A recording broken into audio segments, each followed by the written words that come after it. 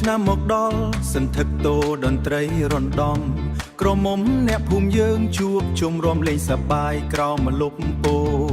ស្រីស្រីឈរមកខាងប្រុសខាងទៀតស្រែកថោកជ្រុលបោះឈូងឡើងលើពោះពួងសន្លឹម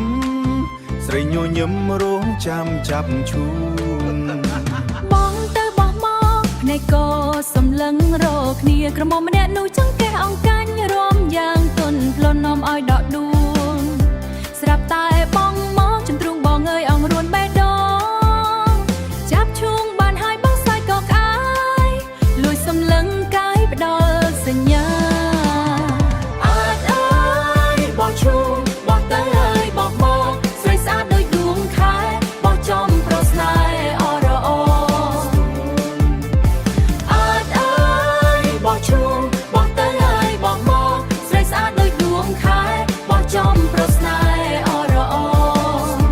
បោះចំប្រស្នេហ៍អរអូឆាឆាឆារមមកស្រីថ្លៃកុំភ័យអីណាបោះឈូងលេងសើចតែចិត្តបងប្រាថ្នាចង់បានរូបអូនជាម្ចាស់វាសនាមិនឲ្យកំព្រាដូចឆ្នាំមុនឡើយ